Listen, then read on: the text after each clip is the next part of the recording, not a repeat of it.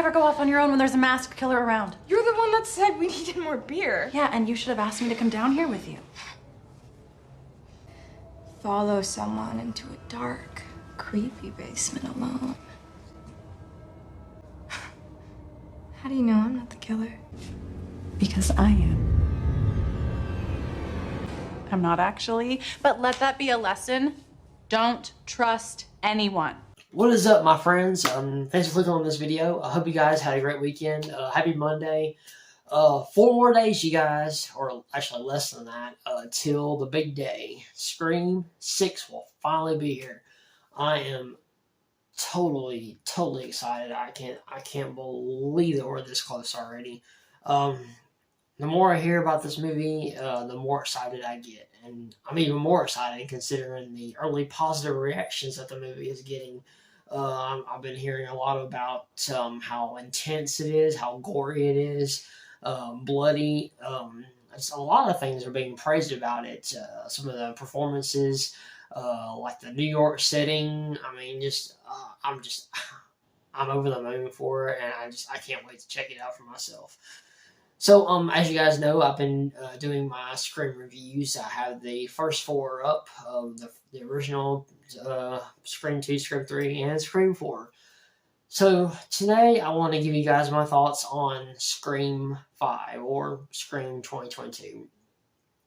So, this was the first Scream movie that would not be directed by Wes Craven, of course, because he has passed away.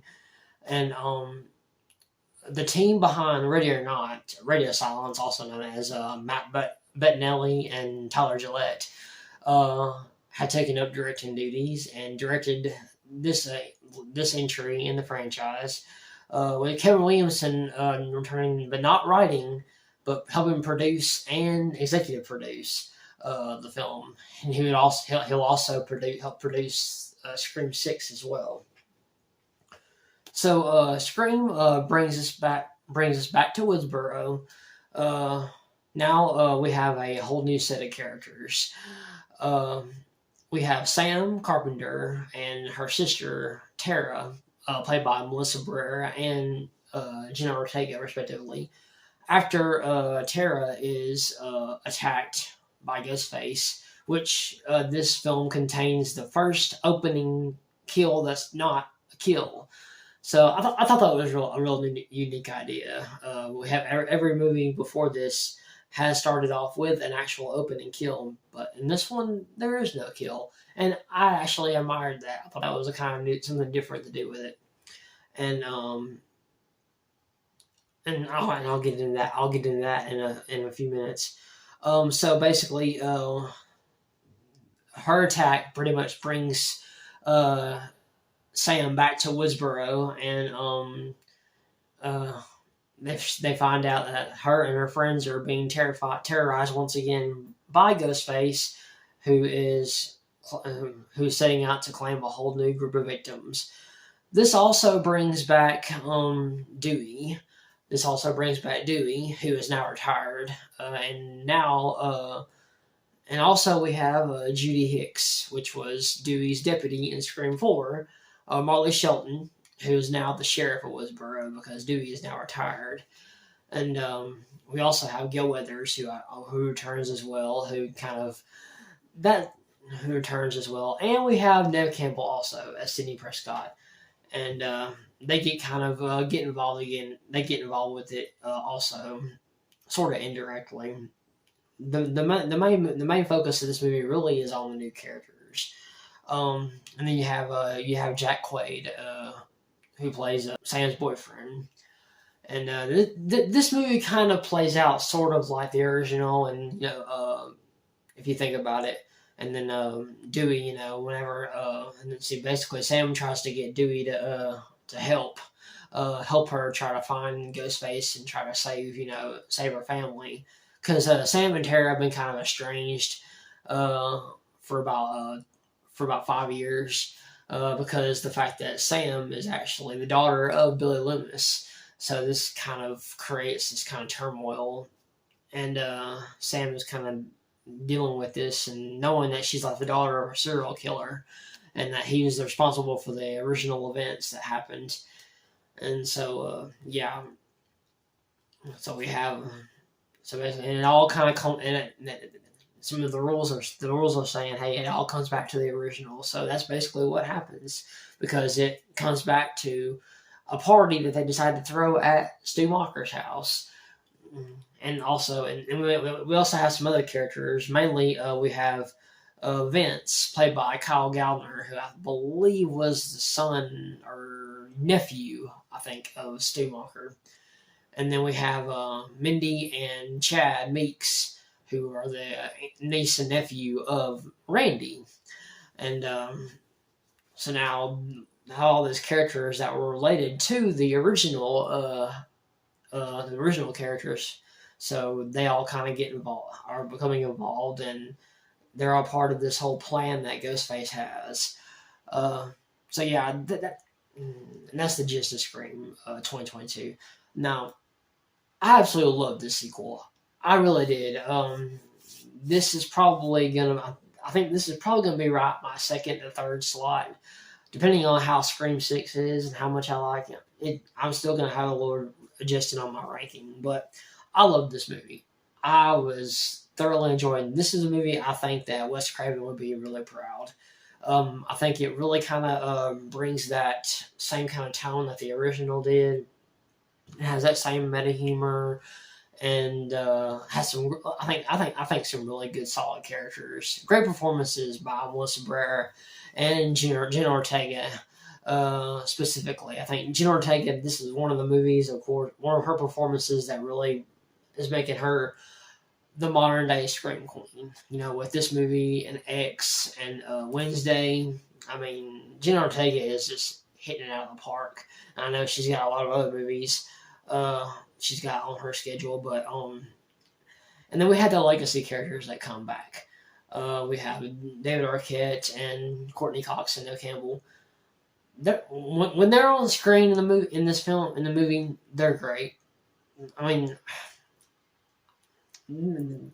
I do have an issue with them being sidelined, because if they're going to be in the movie, they need to have a little bit of a bigger part.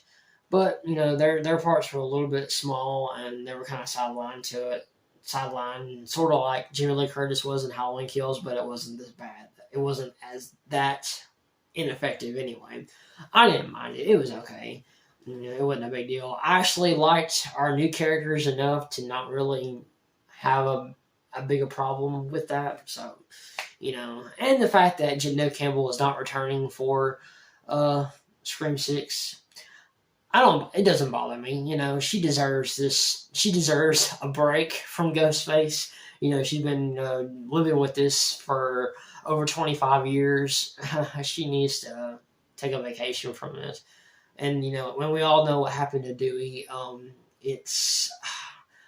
hope I'm not the only one that got emotional during that scene in the hospital. I think Dewey is one of the best, is probably the best character in the franchise. No offense to Sidney Prescott, you know, you're great. Neve Campbell, you're great, but David Arquette's character, I mean, just about in every movie, in every single entry in the franchise, you just can't help but like him. You know, he's such a likable guy. You know, and even in this one, you know, even though he didn't have a whole lot to do aside from maybe help a little bit, and put himself in that bad position, and then bite it. You know, it's really sad.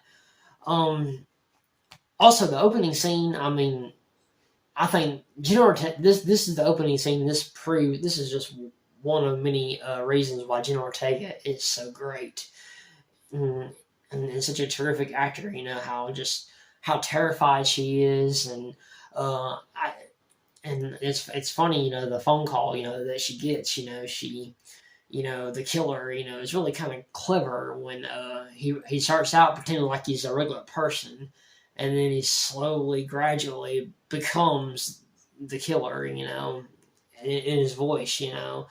And when he reminds her, hey, that opening scene, the very beginning, you are going to be the opening kill. At least, that's what he thinks.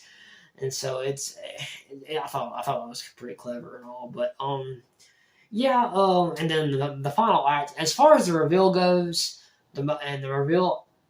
I know there's a lot of fans are kind of divisive on that about the motive. You know, they thought, well, you saw it coming. You know, I personally, the truth of it is, I didn't see it coming. I really did. I didn't predict it. You know, I didn't know who it was. You know, her boyfriend Jack Quaid kind of gave off that vibe like he didn't know much about horror films or the stab movies or whatever, and just and it. That's one thing I love about these movies, about the Scream movies, is they make really good whodunits, because you really don't know who the killer really is. I mean, some of you might be smart enough to be able to predict it and say, oh, well, I predicted it, well, good for you. I guess that makes you smarter than everybody, but, you know, if you watch the movie, you know, you can see how the camera kind of pans to, like, different, cuts to different character, and the look on their expression on their faces. You know, you can kind of maybe tell who the killer might be, or it could be misdirection. You know, they want to make you think that they're the killer, but they're not. So, which that's what every movie does, not just this one. But yeah, and as far as the motive goes, I mean, I thought it was clever. I mean, you know, they think that all the stab sequels are shit, so they want to make their own sequel, and make it really, really good, make it a lot better, and make it just as good as the original, you know.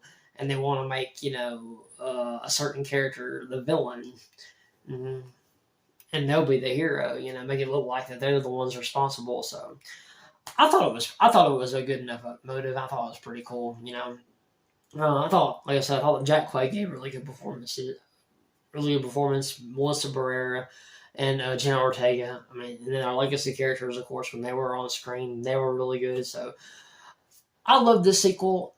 I thought it was really good. I'm really excited to see Scream 6. I hope maybe it's better than this. You know, that means I could probably rank it right up there with the original. From what I hear, it is actually the best sequel since the original. So even surpassing Scream 2.